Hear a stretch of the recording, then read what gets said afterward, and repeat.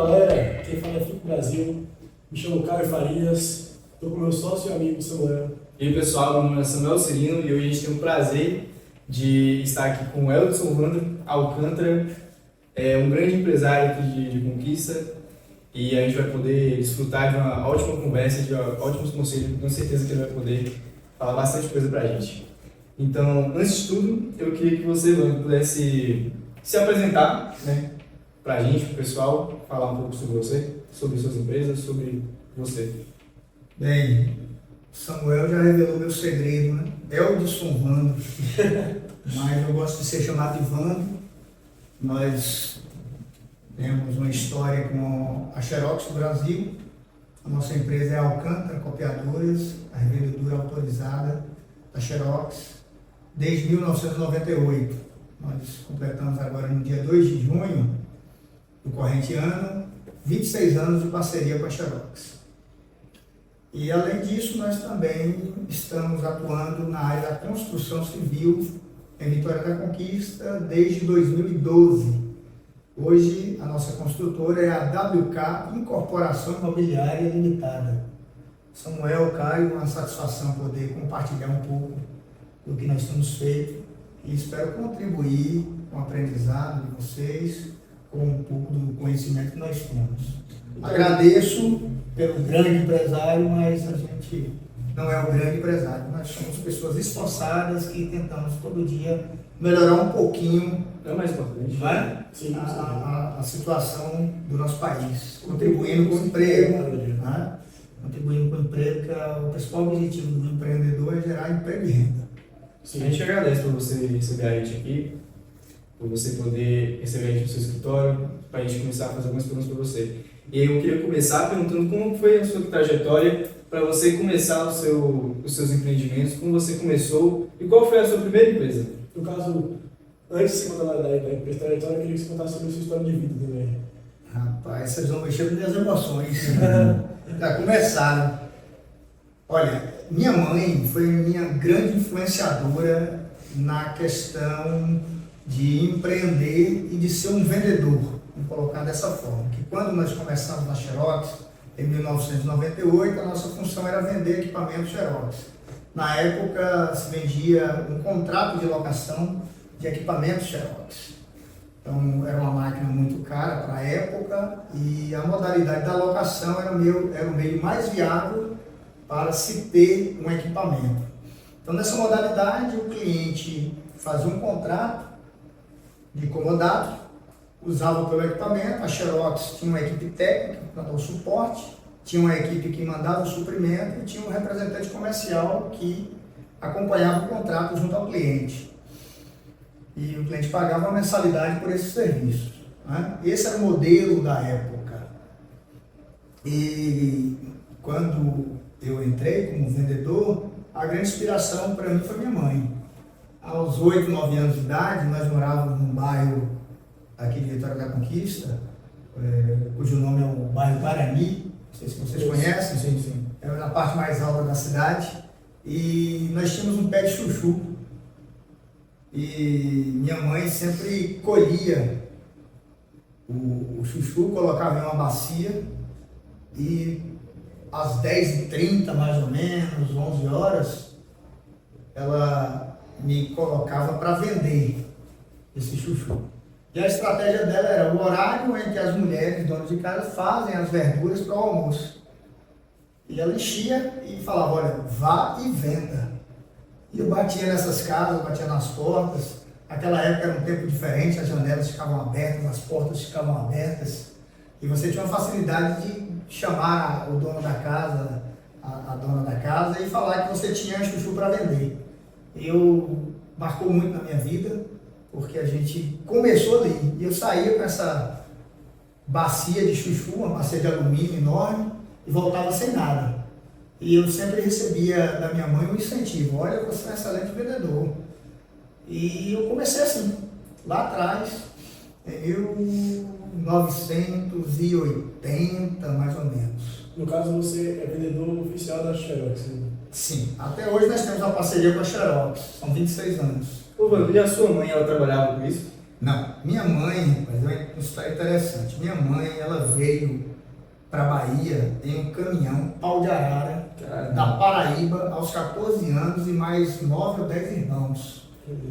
O pai dela deixou aqui a família e seguiu para Brasília. Na época Brasília estava em construção. E o pai dela nunca mais voltou. E ela foi criada por minha avó, com os demais irmãos. Algumas eram costureiras, minha mãe inclusive era costureira. Meus tios vendiam o que a minha mãe e uma outra tia produzia. E aí eu acho que isso vem da família da minha mãe, né? Então ela sempre me incentivou muito. E seus tios vendiam o que exatamente? Eram as roupas que eles produziam mesmo, eram camisa, as coisas bem comuns, coisas de feira mesmo. Então você não era autônomo? Minha mãe era costureira, dona de casa, e foi assim que ela começou a vida aqui em Vitória da Conquista, ainda na adolescência. Então desde cedo eu já tinha aquela equipe de venda, né? Ela já tinha uma visão, né? Agora minha mãe, eu gosto sempre de também exaltar o esforço dela em nos colocar em um caminho correto, porque é uma pessoa sem instrução, né? Então, assim, isso me mexe muito comigo, porque apesar de não ser uma pessoa alfabetizada, minha mãe veio aprender a ler e escrever aos 60 anos de idade, ensinado por minha irmã, que fazia um curso de geografia na UESB, resolveu alfabetizar minha mãe. Mas a minha mãe, ela mal escreve o nome, ela lê pouco, ela aprendeu a ler com a Bíblia. Minha irmã ensinou a ela ler o pouco que ela sabe na Bíblia. Então eu vejo isso, ela sempre teve essa vontade de ensinar a gente, ela sempre foi uma incentivadora para que nós estudássemos. Ela fazia esforços para que a gente fosse para a escola. Então minha mãe era que fazia a nossa matrícula, minha mãe é que ia nas reuniões de professores, pais e mestres, né? Vocês chamam de pais e mestres hoje, né? Sim. Naquela época era só a reunião dos pais. E ela era a grande incentivadora que a gente trilhasse um caminho também na escola. Certo. Bruno, para você, como foi essa mudança de vida, no caso, que você tinha de antigamente para hoje em dia? Rapaz, uma virada de 180 graus. Né? Você sair do zero, porque nós vimos uma família eu tenho mais 7 irmãos, certo? Meus pais não tinham condições financeiras. Minha mãe, como eu lhe falei, dona de casa, meu pai pedreiro, e muito difícil naquela época de se criar filhos. O que você acha que mais te incentivou? A escassez. A gente passou muita dificuldade na infância. Meu pai, às vezes, trabalhava, às vezes não trabalhava. Se você for para os anais da história, você vai ler que a década de 80 é considerada pelos economistas como a década perdida. O Brasil, ele era governado pelo regime militar e nós tínhamos alguns problemas internacionais. O emprego não tinha tanta oportunidade. Meu pai, como pedreiro, ele oscilava entre trabalhar e ficar sem trabalhar. Na época eu me lembro que minha mãe recebia um apoio do governo, isso eram cestas básicas, que por cada filho tinha uma quantidade de quilos de alimento e nós recebíamos isso. A gente todo mês ia buscar esses alimentos. Então tinha muita escassez. Então, movido muito por essa vontade de deixar esse período de escassez, foi que eu me esforcei muito para sair dessa situação. Agora, sempre motivado, inspirado nela, né? Ela sempre foi uma pessoa muito importante nesse sentido da influência em continuar trabalhando e estudando. Na minha época era comum uma criança de 8, 9 anos acompanhar o pai, e eu acompanhava meu pai nas obras. Eu era aquele ajudante de pedreiro. Eu fui crescendo, fiz o que o pessoal chama de carrego na feira, né? Colocar a feira da pessoa dentro de um carrinho e sair carregando até a casa da pessoa. Naquele tempo era comum. Eu fazia isso também. Por influência da minha mãe, eu construí uma caixa de engraxar sapatos. Engraxei sapatos por um tempo. Então, quando meu pai tinha trabalho nas obras, eu ia ajudar meu pai, porque evitava pagar um ajudante de pedreiro. Meu pai, eu sendo auxiliar dele, essa grana já sobrava para poder alimentar os filhos. E sempre minha mãe falava, tudo bem, você trabalha, mas também você estuda. Então, se eu trabalhasse na parte da manhã com meu pai, eu estudava à tarde. Se a minha escola fosse na parte da manhã, eu trabalhava à tarde. Quando meu pai não tinha trabalho, mas meus tios, também pedreiros, tinham trabalho, eu ia trabalhar para os meus tios. Isso é quantos anos? Isso eu tinha, nessa época, eu comecei aos 8, com meu pai e também com minha mãe, na questão do chuchu. Não pode esquecer o chuchu, viu? Aí, aos 15, eu deixei. Aí eu já fui trabalhar com uma outra pessoa. Eu fui trabalhar num posto de lavagem de carro, certo? Entre os 15 e 16 anos. 16 anos, para ser mais preciso. 16. E você trabalhava e estudava? Continuei trabalhando e estudando. Como era para você, com 8 anos naquela época que você estudava, né? Sim. Como era para você nessa idade ter a mentalidade de que tipo, você tinha que estudar e depois trabalhar ainda? Olha, sinceramente, eu não vejo a criança, no meu caso, quando eu era criança, eu via aquilo como... Não era uma brincadeira, né? Sim. Apesar de ter momentos de brincadeira. Meu irmão mais velho ia também, né? Ele gostava muito de brincar na areia, né? Aí meu pai falava, olha, tem que carregar a areia toda para dentro. E a gente, né, tentava carregar o máximo que podia, mas volta e meia a gente se bolava ali na areia, aquelas brincadeiras de criança. Mas assim, na nossa cabeça não caía muito essa questão que aquilo ali era um trabalho.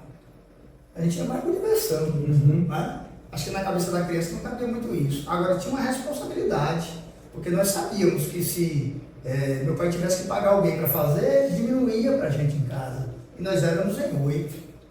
Né? Então, assim, não estava os 8 ainda. E nessa época aí, eu acho que nós éramos em 4 ou 5, mais ou menos, porque lá em casa é escadinha, né? Meu irmão mais velho tem 54, eu 53, aí entre eu e o outro de 50, faleceu um no meio com 6 meses de idade. Na verdade, nós éramos em 9. Mas um faleceu com 6 meses. Aí 50, aí vem 48, vem 46, vem 43, vem 41, 40 e 39. Acho que eu não errei, acho que eu não esqueci ninguém não. Não era aquela diferença do... Não. Eram todos os seus irmãos ajudando? Sim, até o quinto, mais ou menos, todos trabalharam com meu pai. Os 3 últimos eu digo que foram os mais privilegiados, porque nós já trabalhávamos em outras coisas, já ajudávamos mais em casa. E esses 3 últimos, eles tiveram uma infância mais tranquila, nesse sentido, né? Eles tiveram. Ô, Hans, quando você era criança, a sua vontade era de ser o quê na vida? Rapaz, boa pergunta, viu? Boa pergunta. Você sabe que eu não tenho memória disso? Sério? Querer ser alguma coisa. Eu sabia uma coisa, eu não queria ser pedreiro. Isso aí eu não queria. Porque você conviveu com a realidade, né? Eu convivi, eu vi a dificuldade do meu pai, agora eu amo construção civil, de tanto que hoje eu tenho uma construtora que já tem 12 anos. Talvez de tanto que você ajudasse nessa sua imersão nas obras, Isso. fez com que você tivesse... Isso. Hoje a construção para mim, além de ser prazeroso, também ser uma coisa rentável, também ser uma realização que você emprega pessoas, constrói casas, realiza sonhos. Porque quando você entrega uma casa, um imóvel para uma pessoa que ela fica encantada com aquilo que você produziu, é maravilhoso. Você saber que a pessoa às vezes vai até financiar aquele bem. Muitas vezes é o dinheiro que ela tem. Né? Isso, vai pagar aquilo em 20 anos, em 30 anos, e ela está satisfeita com aquilo que você ajudou a construir. Isso é bom demais, não tem dinheiro que pague. Né? E assim, mas eu não tinha essa visão, né? Como você é médico, você é advogado, você é arquiteto, eu tinha. Sinceramente, as coisas foram acontecendo. Aí eu vejo que alguns não acreditam, outros atribuem a sorte, outros atribuem a oportunidade. Agora, a nossa vida, quer queira ou quer não, nós temos que entender que Deus é tudo. E Ele está no controle de todas as coisas. E Ele tem um propósito na vida de cada um, como Ele teve um propósito na minha. Hoje eu entendo qual é esse propósito. Tá? Naquela época eu não tinha noção. Mas hoje eu entendo, hoje eu tenho uma missão. Então eu tento fazer isso todo dia, sempre fazendo o meu melhor, porque além de estar fazendo algo que vai impactar na vida de alguém, eu primeiro faço para Deus. Por isso eu preciso sempre fazer bem feito. Tá? Mas eu nunca tive a visão assim, talvez você tenha de ser aí um grande empreendedor na área da mídia social, talvez um excelente arquiteto, um engenheiro, um médico, não sei, as aspirações de Samuel, vocês têm isso, eu não tinha. Né? Hoje eu sei onde eu estou e onde ainda quero chegar, mas naquela época realmente eu não tinha. Mas em alguma parte da sua vida, você viu que aquilo era seu lugar, né? Por exemplo, a construção civil, a Xerox, as vendas no caso. Pronto. A Xerox, eu acho que aquele estalo se deu quando o convite me foi feito a integrar a parte de vendas da empresa, né? Através de um amigo. Eu não canso de contar essa história, eu não posso também deixá-lo de fora, que é o Osnaldo Costa. Foi a pessoa que me influenciou na Xerox na época. Quando ele me convidou para trabalhar com ele, como preposto de vendas, ele já era representante comercial da Xerox. Aí ele me falou, rapaz, venha trabalhar como meu preposto e eu passo uma parte da comissão para os negócios que você levantar. Você tem perfil, eu nunca vou me esquecer disso. Quando ele falou, você tem perfil, aí vem aquele filmezinho na cabeça, né? Da sua mãe influenciando lá atrás. Não, meu filho, vai e tal, você consegue. E aí a gente vai começando a entender certas coisas que aconteceram no passado. Então, quando eu entrei na Xerox, eu me identifiquei. Então, a Xerox também era uma empresa que ela lhe dava essas condições e até porque ela também depurava quem ela ia trabalhar com ela. Então, eu fui submetido a alguns testes, fiz um curso de vendas que a própria Xerox desenvolveu, a venda focalizada na necessidade do cliente. Então, a gente aprende a ler as necessidades do cliente. E é um curso que você pode vender qualquer produto. Porque você aprende a identificar a necessidade e você consegue apresentar um produto, você consegue apresentar uma solução. Então, a Xerox ela trabalhou muito isso em mim. E daí para frente você pode desenrolar qualquer projeto, em qualquer área. Né? A construção civil começou a acontecer na minha vida em 2012, depois de uma construção de uma casa que eu fiz para morar. O mestre de obra que trabalhava nessa casa, eu havia comprado um terreno aqui nesse bairro. E aí fui mostrar para ele, todo entusiasmado. Falei, rapaz, eu pretendo fazer aqui no futuro uma outra casa. Ele falou, rapaz, por que você não faz um prédio? Aqui vai caber um prédio de 12 apartamentos. São 4 pavimentos, térreo mais 3. Aí eu olhei assim e falei, fazer conta. Aí conversei com um engenheiro conhecido da época, apresentado também pelo mestre Zé Carlos, que é meu amigo particular até hoje, o Marcos. E o Marcos me deu a ideia e nós colocamos o projeto. E não é que deu certo? Mas a Xerox foi o seu primeiro negócio?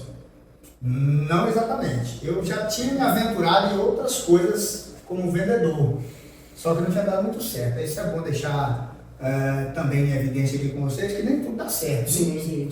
Eu tive alguns fracassos. Você não teve, né? Tive. Eu tentei vender roupa, quebrei. Vendi perfume para uma franquia, quebrei. O que mais que eu quebrei? Rapaz, a última coisa que eu quebrei, quebrando, e com prejuízo bem significativo, foi uma franquia de telefonia, celular, móvel, fixo, né? Em 2012 nós começamos com essa franquia, em 2014 nós encerramos a operação porque ele faliu mesmo. Não por nossa culpa, aí eu vou atribuir também a culpa à operadora. Não vou falar o nome, mas quebramos. Lá nós tínhamos meu filho mais velho, que era meu sócio na época, porque na verdade essa franquia empresarial de telefonia era para que ele tomasse conta. E mais um sócio. E nós quebramos, nós tínhamos 18 funcionários na época, consultor de venda, todo o staff para funcionar uma franquia nós tínhamos. E seguíamos o padrão dessa franquia, né? Você que teve a experiência de vendedor desde cedo, você me falou uma coisa interessante sobre a necessidade do cliente. Sim. Como você consegue chegar na necessidade do cliente em um produto aleatório, por exemplo, roupa? Roupa é uma coisa mais simples. Eu acho que essas coisas assim, de consumo, elas são mais tranquilas de você vender. Até porque muita gente trabalha com emoção. Venda também é emoção, né? Muita gente defende que venda é mais emoção. Quando se trata de produto de consumo, aí você está falando de um celular, né? A gente tem aí a Apple, que é um apelo fantástico, né? Aquela maçãzinha mordida no fundo, aquela sensação de se abrir a caixa, tudo aquele marketing envolvido. Comprar uma roupa, você passar em uma vitrine, ver dentro daquela roupa. É emoção totalmente. É uma emoção. Aí você olha a disponibilidade do bolso ou o cartão de crédito. Eu até não gosto de cartão de crédito. Cartão de crédito é pagar, é comprar o que você às vezes nem precisa, para pagar com o que você não tem, porque Com o cartão de juros. crédito não tem, com juros. Às vezes até também para mostrar para pessoas que você não gosta. Sim, Então, cartão de crédito eu não sou muito fã. Gosto mais de comprar minhas coisas à vista. Mas uma venda de um bem durável, talvez essa seja a sua indagação mais para eu responder. Vamos falar um equipamento Xerox, hoje de 30 mil reais, 40 mil reais. Vamos falar de uma agência de publicidade. Então, o que você vai identificar ali? Bom, uma agência de publicidade, ela tem que apresentar um material impresso, um material que nós chamamos de comunicação visual, cartaz, banner, talvez um folheto menor para distribuir no semáforo. Então ele tem uma necessidade. Como é que ele está suprindo essa necessidade? Aí ele está terceirizando em uma gráfica, está terceirizando em outra agência. Pronto. O custo é mais alto, ele ter o equipamento nosso, é mais barato ele colocar na nossa mão. Aí você começa a trabalhar a necessidade e a condição financeira do cliente. Então tudo passa por uma base da comunicação com o cliente, um conhecimento do cliente e da sua capacidade de pagamento. Porque não adianta nada você ter a necessidade, não é? Sim. E você não ter condição de pagar. Ô, Vando, do seu produto em Xerox, por exemplo, como você acha que você pode gerar emoção para o seu cliente, o seu produto especificamente? Como você trabalha essa área do marketing, por exemplo? O marketing na Xerox é uma coisa... É mais uma questão da competição, né? Porque existem outras marcas. Na época que eu entrei, ainda existia uma patente. Então era mais fácil você vender Xerox. Não existia outra marca. Depois você tinha, assim, algumas marcas domésticas, como a HP, que dominava a área residencial. A impressora em HP, em qualquer caso, era comum. Mas chegar numa livraria para fazer uma Xerox, fazer uma cópia, você só encontrava máquina Xerox. Né? As empresas colocavam as máquinas, até também porque, como eu disse para vocês, lá na época que eu iniciei, era muito caro esses equipamentos. Hoje não, está bem acessível. Mas naquela época era muito caro, então você tinha que locar. Para você colocar um equipamento e manter a mensalidade do equipamento, você tinha que ter uma demanda. As faculdades, eu não sei se vocês chegaram a fazer na escola cópia, num lugarzinho, num birôzinho, você chegava lá com a apostila e pedia para fazer as cópias. Nas faculdades era muito comum, ainda é, mas da pandemia para cá já houve uma mudança. Hoje você recebe a apostila no WhatsApp, na palma da mão, em PDF, e se imprime menos, mas continua se imprimindo. Então assim, vender emoção, como você perguntou aí, eu digo que é mais difícil para bens duráveis. É mais difícil, né? Mas você tem que trabalhar mais a necessidade, né? Hoje o que pega muito em bens como da Xerox, que a gente trabalha, nos equipamentos, é a questão da manutenção. Porque as empresas grandes, elas colocam os equipamentos, elas terceirizam essa parte da empresa para não ter o trabalho. E rapidinho, já que você falou já da manutenção, você poderia explicar como funciona essa parte de manutenção da impressora de Xerox? Sim, como eu estava falando, as empresas dão contrato, terceirizam isso conosco, porque demanda tempo, demanda funcionário e demanda de material. Então, você comprar cartucho, você tem um técnico para mexer na máquina, e você tem ainda um valor imobilizado naquele bem, não é viável para a empresa. Não é o negócio principal daquela empresa. Vamos colocar aqui uma distribuidora de alimentos. Ela não vende impressora. Ela não vende o multifuncional. Ela vende alimentos. Então, todo parque de TI dela, necessariamente, não precisa ser dela. Porque ela vai ter que mobilizar uma parte do capital da empresa e ainda vai ter que dar manutenção dos mesmos. Então, o que ela faz? Contrata a Alcântara. A Alcântara chega, coloca o parque, quantas máquinas são, vê quais são os departamentos que mais precisam, coloca o equipamento e dá toda a assistência. Então, ali vai o botão, vai o cilindro, vai a peça. Quando quebra o equipamento, nós vamos até o cliente, colocamos a peça nova, deixamos o equipamento operacional. Então, hoje é muito mais viável você locar o equipamento e deixar a manutenção e toda a garantia que essa máquina vai funcionar o tempo todo com a Alcântara do que você comprar e mobilizar e daqui a um ano você tem que trocar, tem que... Né? Então você leva a manutenção, todas as ferramentas até o cliente? Exatamente, tudo. O cliente não se preocupa com nada. Ele assina um contrato conosco. Esse contrato tem um prazo de vigência de 12, 24, 36 meses, renovação indeterminada. E nós temos toda a assistência. E também nós fazemos a renovação desse parque. Quando esse parque vai ficando mais obsoleto, vem novas tecnologias, nós vamos implementando também. Hoje é comum você chegar em ambientes corporativos e todas as máquinas, você conseguir fazer uma impressão da palma na sua mão, porque a máquina está na rede e ela é Wi-Fi.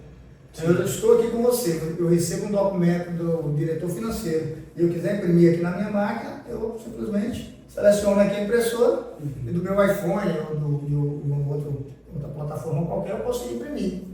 Então assim, nós vamos também melhorando o parque do cliente de acordo, as inovações vão chegando e a necessidade do cliente, sempre basando nisso, porque necessidade também tem que estar acompanhada com um custo. Então, as empresas hoje, e nós vivemos num país com a carga tributária altíssima, eu não posso deixar de falar, porque qualquer pessoa que queira empreender aqui no Brasil tem que ter ciência disso. A carga tributária, ela é leonina. Então, nós precisamos saber que inovação tem que andar com custos, que despesas tem que estar sempre sob controle, né? Porque senão você quebra. Sim. Eu quero abrir uma questão importante agora, a questão dos custos, e agora eu quero falar sobre a valorização do produto junto com esses baixos custos para começar a vender. Como você consegue fazer essa analogia? Deixa eu entender aqui a sua pergunta. Seria uma coisa de equalizar custo, investimento, mas eu não peguei essa última parte. No caso, a valorização do produto é, tipo assim, eu estou vendendo uma bike, mas querem 3 mil na minha bike. Sim. Só que eu sei que minha bike vale 5 mil. Então eu não vou abaixar o preço da minha bicicleta. Entendi. No caso da Xerox, você fez a analogia da bicicleta, muito bom, eu sou ciclista, eu gosto de bicicleta. Você não permitir que desvalorize no seu trabalho, você tem que estar dominando muito o que você faz. Tá? Preço, eu gosto muito de conversar com meus clientes, antes de fechar o negócio com eles, mostrando que nós temos a oferecer, porque você precisa agregar valor à sua solução. Porque preço, talvez você chegue para mim, mas quanto é essa caneta? Eu lhe digo que ela é R$10, isso é o preço. Mas vamos dizer que eu preciso assinar um contrato que vai me render R$1 milhão, eu não tenho uma caneta. E eu saio na rua desesperado para comprar uma caneta. O primeiro vendedor que eu encontro me pede R$100 pela caneta. E eu tenho alguns poucos segundos para poder assinar aquele contrato. E aí, o que eu faço? Eu pago R$100 ou deixo o contrato, perco o contrato? Eu pago R$100. Então é o seguinte, aqui é o valor. Então você precisa também se valorizar. Então o cliente ele tem que entender o que é valor. O nosso cliente aqui na Alcântara, ele percebe isso. O valor que nós agregamos ao negócio dele. Porque enquanto algumas outras empresas estão preocupadas em estar comprando equipamento, em estar tendo uma pessoa para mexer na máquina, às vezes na noite a máquina quebra, no final de semana, no feriado, ele tem que liberar uma carga, e não tem como fazer porque ele não pode emitir uma nota fiscal. Essa nota fiscal tem que acompanhar a mercadoria, porque nós estamos ainda uma malha rodoviária extensa demais no país e quase tudo é transportado por rodovias, por caminhões. Qual é o valor de ter um serviço como o da Alcântara, que vai chegar lá para ele, consertar o equipamento, vai deixar o operacional na madrugada, no feriado. Mesmo sendo um produto de ticket alto, você agrega valor. Exatamente. às pessoas. E o cliente entende isso. Exatamente. E não é que o nosso produto seja mais caro. Não é. Nós trabalhamos com o mercado. Agora é evidente que uma empresa mais organizada, com mais técnicos, com mais carros, né, com menor tempo resposta para atender um chamado técnico, é evidente que essa empresa tem um custo um pouquinho mais alto. Né? Então você tem que agregar esse valor e o cliente precisa entender isso. Então uma coisa é você disputar com a empresa que às vezes o proprietário é o técnico, é o comprador. Sim. E outra que, onde você tem uma equipe de gestão, você tem uma central de atendimento, você tem uma central técnica. Então isso tudo, né, você precisa mostrar. Sim. Eu falo em relação a valor, porque, por exemplo, o celular da Apple, da Samsung, tem alguns da Samsung que são melhores que iPhones, só que valem menos. Porque a Apple, a marca Apple é mais valorizada. Isso. Mas a Apple é mais valorizada por quê? A gente tem que perguntar, né? Sim. Talvez o marketing dela seja melhor, talvez o cara lá foi o pioneiro. Nós estamos falando de uma mente brilhante que foi o Steve Jobs. Nós estamos falando de um cara que conseguiu botar isso na Bolsa de Valores lá nos Estados Unidos e conseguiu levar essa empresa para o mundo. Eu não estou desmerecendo as outras marcas, mas existe um valor agregado em você ter um iPhone. Sim. Existe um status, colocando O status também, né? Sim, existe um sim. status, então existe uma diferença. Mas eu percebo que na área comercial, eu sou muito liberal nessa área comercial, eu sou a favor do livre comércio. Eu sou a favor que as empresas elas concorram e o cliente escolha. Talvez porque a maçã mordida no fundo ali tem um chamado mais emotivo, trabalhe mais a emoção das pessoas, cria no imaginário das pessoas uma sensação de status do que um outro aparelho. Né? Hoje em dia, o espaço move muito as pessoas, né? Porque, por exemplo, tem muita gente querendo ser melhor que outros nas redes sociais. E essa questão do iPhone, desse tipo de produto, é interessante porque, por exemplo, um relógio, por exemplo, um Rolex. Isso. A mesma questão de um iPhone, por exemplo, o que esse produto vai me permitir chegar, aonde que esse produto vai me permitir ir, o que eu posso, o que ele pode agregar na minha vida. Por exemplo, um Rolex, você pode ir para determinadas, digamos, reuniões de negócios, por exemplo. Você pode ir para lugares que, se você não tivesse, você não seria aceito.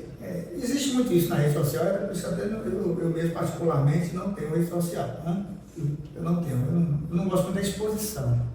Mas respeito quem gosta, eu hoje vejo como uma ferramenta de você divulgar os seus produtos. Sem a internet hoje é muito difícil qualquer empresa sobreviver. A Alcântara tem as redes sociais dela, eu estou falando de Vanto em particular, né? Quando particular não tem. Então o que é que acontece? A questão virtual também mostra muito uma fachada, né? Às vezes as pessoas elas não estão preocupadas em ser, elas estão preocupadas mais em ter. Sim. E muitas vezes elas também mostram ter o que elas realmente não têm. Não tem. Não é? Talvez a pessoa esteja lá na casa dela com a refeição mais simples, mas pega uma foto passada, que ela estava em um ambiente melhor, rodeada de amigos, com um prato bem bonito na mesa e ela posta. Sim. Quem é que vai saber que aquilo ali é da hora ou é algo do passado? Né? Tem muito disso também, né, em rede social. Eu não sou muito adepto, mas entendo que a rede social ela é necessária. Hoje, qualquer empresa que quiser expor seus produtos, muitas vendas vêm através de redes sociais, né? É a forma mais palavra. E hoje, se você olhar as principais empresas do mundo, são empresas relacionadas às redes sociais, né? Nós vamos falar aí do Facebook, nós vamos falar de Twitter e outros, né? Vocês sabem bem mais que eu. Aposto que todo mundo aí tem. Sim, né? E tem até estudos que falam que as empresas que atualmente não entrarem no digital, elas vão quebrar. Porque atualmente, por exemplo, tem pessoas que passam 5 horas, o brasileiro médio acho que é 4, 5 horas por dia no celular, entende? Então as pessoas, se elas não entrarem no digital, elas perdem muito dinheiro, o que pode fazer com que o concorrente que entre passe a superar elas e elas passem a quebrar, né? É interessante o que você colocou aí, perdem dinheiro. Agora você também tem que levar em consideração que as pessoas também estão ficando, eu vejo que as pessoas estão ficando menos interessantes. Sim. Né? Eu tento sempre conversar com jovens, os amigos da minha filha, para ver qual é o grau de desenvolvimento que essas pessoas têm. Então é difícil encontrar jovens como vocês aqui fazendo esse tipo de trabalho, fazendo perguntas interessantes. Eu vejo muito o pessoal na internet falando as palavras pela metade, são pessoas que não leem. Eu acho que o digital ele veio para somar, mas como tudo na vida a gente tem que ter um equilíbrio. Sim. E tem muita gente gastando muito tempo com rede social e está esquecendo de outras coisas, né? Famílias hoje não é comum você ver o pai, a mãe, os filhos sentados junto à mesa fazendo uma refeição sem as pessoas estarem olhando seus celulares.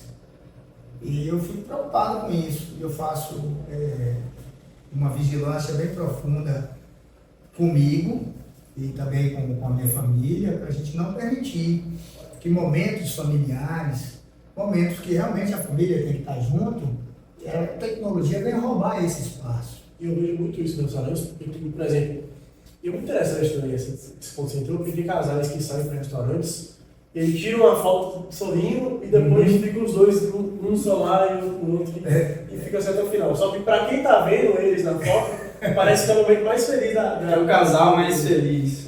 As pessoas conversam menos, né? É interessante esse bate-papo. Porque a gente está falando de negócio, está falando de empreendedorismo, está falando da nossa carreira, do nosso início, mas estamos entrando também numa área que é bem dominada por vocês, que é essa área digital, e eu aproveito para deixar algumas opiniões. Eu faço 53 anos, agora no próximo mês. E assim, eu vivi essa mudança.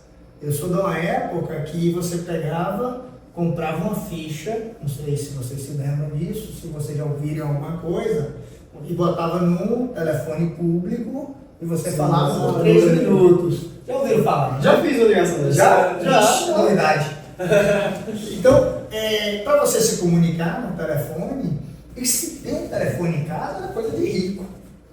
Em 1992 eu me lembro que eu fiz um consórcio para um telefone fixo, era dificuldade, né? Naquela época. Depois ficou comum você conseguir um telefone. Sim. Mas naquela época você perceba que a gente não tinha essas facilidades na comunicação. Então até a propaganda, o marketing, qual era ele? Era outdoor, era TV, era rádio, muita propaganda no rádio, revistas e jornais. Hoje nós vivemos uma era da informação, que tudo é muito instantâneo. A gente, acontece algo aqui no Oriente Médio, nós vamos saber em fração de segundos, correto? Então hoje a velocidade da informação ela é espantosa e a gente não tem tempo de absorver tanta informação. Se você parar aqui um pouco e quiser dar uma navegada aí na internet, você não vai conseguir acompanhar o tanto de coisa, de tanto de material que é gerado, certo? Então eu penso que isso também está trazendo muito mal, está trazendo algumas doenças e está distanciando as pessoas. Me permita falar de uma consulta médica que eu fiz na semana passada. Tinha mais ou menos umas 30 pessoas na sala de espera e tinha vários consultórios médicos. Ninguém conversava com a pessoa que estava do lado. Todo mundo estava no seu telefone. Inclusive eu estava trabalhando. Eu levo hoje 3 empresas aqui na palma da minha mão. Eu tenho uma terceira empresa que a gente não entrou na conversa, mas depois eu posso até falar sobre um pouquinho dela. Mas ninguém conversava. Há um tempo atrás, você chegava num ambiente como esse, você começava a conversar com as pessoas. Você não ficaria entediado. Isso, você batia papo. Não, uma coisa que você perde até é um pouco da humanização. Você acaba que você perde um pouco do ser humano. Você perde oportunidades de conhecer outras pessoas. Sim. E você conversando com outras pessoas, conhecendo outras pessoas, você conhece outras histórias. E conhecendo essas outras histórias, você pode absorver algo de bom para a sua vida ou algo negativo que aquela pessoa passou para você não cometer aquele mesmo erro. Sim. Percebeu? Então, nesse bate-papo aqui, vocês estão conhecendo uma pessoa que Samuel me conhece há 2 anos, né? Mas a gente nunca parou para bater esse bate-papo. Sim. A gente nunca parou. A gente conversava o básico. Mas agora nós estamos conversando.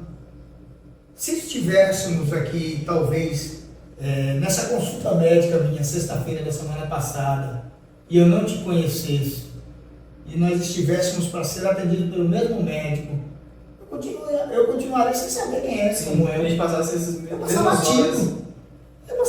Cara. Sim. Então, assim, eu percebo que a tecnologia ela veio para ficar, isso aí é sem sombra de dúvida. Nós devemos a utilizar, com certeza. O mundo é digital. Agora, nós precisamos recuperar o tempo que nós dedicávamos a pessoas.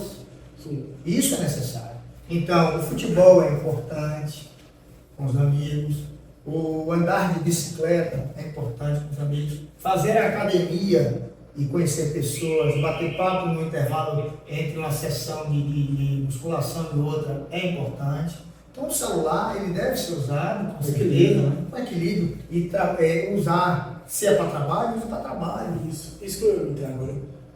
Na clínica você usou como benefício. Isso, eu estava lá trabalhando, né, esperando ser atendido no meu horário de expediente. Isso, o problema é que muita gente usa como algo maléfico, tanto para a saúde. E eu sou Samuel, não sei se você concorda comigo, porque o Voz está por fora das redes sociais, né? Mas você que está dentro, não sei se você concorda comigo. Você já parou para pensar que como tem um algoritmo, ele leva a gente para as coisas que a gente mais assiste. Sim. A gente meio que se priva de ideias novas. E o algoritmo faz com que você, o interesse dele é que você fique mais tempo, com que ele prenda mais você. E o que acontece? A gente fica muito tempo no conteúdo que a gente gosta, só que nesse tempo que a gente fica no conteúdo que a gente gosta, a gente esquece de aprender novos conteúdos, que poderiam ser muito melhores para a nossa vida do que o... A gente pode perder o mais importante. Eu vou fazer uma propaganda aqui, eu não gosto muito de fazer, mas Pode eu vou divulgar. Eu assisti um tempo atrás, uns 6 anos atrás, se não me falha a memória, O Dilema das Redes. Eu acho que foi na Netflix. Eu até quero sugerir a vocês que vejam. Lá tem vários especialistas falando, é um documentário, e eles falam sobre essa que virou uma psicopatia, né? Tem alguns casos que você já está tendo que ser tratado. As pessoas ficaram viciadas em tecnologia e rede social e elas não desgrudam. O Dilema das Redes, ele mostra esse cenário. Mostra como as pessoas estão vivendo. E assim, eu percebo também que a rede social deixou muita gente com muita coragem, né? Fala tudo. Mas pessoalmente são pessoas bem moles. tímidas e muitas vezes muito até covardes, porque elas atribuem o anonimato das redes, entre aspas, né, porque nada é anônimo nesse negócio, pode ser rastreado, mas eles ficam pessoas bem violentas, e alguns eles ultrapassam qualquer limite do bom senso, agridem verbalmente, escrevem textos que eu já vi certas coisas que assim deixa a gente muito triste em relação ao que a pessoa pensa de um outro ser humano. E isso foi muito acalorado em época de campanhas políticas. Você vê reputações sendo jogadas no lixo, com montagens, e colocado nas redes sociais, né? Está muito na moda a palavra fake news, até a pessoa se defender daquilo. Eu já vi também casos de pessoas que foram agredidas na rua porque ela foi colocada como um agressor sexual e a pessoa não era. Já teve casos aí em reportagens da televisão que levaram inclusive pessoas até a morte porque foram lixadas com um maníaco sexual e o cara não era, depois descobriram. Então a gente vive assim, num mundo muito perigoso. Eu acho que esse momento serve para a reflexão dos jovens, para entender que isso é uma tecnologia, pode ser usada para o bem, pode ser usada para o mal, e nós precisamos ter muito equilíbrio nessa hora. Vocês vão aí fazer os seus cursos, administração, é o caso de Samuel, né? E Caio é engenharia civil, vão ter que ter acesso a conteúdos, vão precisar disso, também terão que ler livros, terão que conversar com pessoas, terão que ir à obra. No seu caso, você vai lidar com pessoas que não têm o mesmo grau de instrução que você tem, mas você vai ter que se comunicar com essas pessoas. E as pessoas que só vivem na internet? Como elas vão lidar com essas pessoas? Exatamente. Se elas não têm o que nós estamos fazendo aqui agora. As pessoas que não sabem conversar porque estão diariamente, o dia inteiro, no celular e não sabem manter uma conversa. Não conseguem manter um diálogo por muito tempo. Então, você conseguir conversar com uma pessoa hoje, e aí eu faço uma crítica aos mais jovens, porque eles estão deixando de conversar com seus pais. Sim. Eles estão deixando de conversar com seus amigos. Isso você não pode fazer.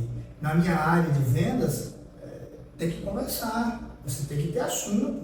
Eu entro para conversar com um empresário, ele pode ter 25 anos de idade, pode ter 22 anos de idade, ele pode ser a pessoa que está assumindo o lugar do pai. Aqui na nossa cidade é muito comum empresas passarem de pai para filho. Temos empresas aqui na cidade que está na terceira geração, é o neto que está tomando conta. Então, como é que você vai conversar? Você vai chegar a apresentar seu produto? Como é que você vai ter uma boa conversa com esse cliente se você não sabe fazer perguntas? Sim. Eu digo para vocês, é muito mais inteligente que pergunta do que responde.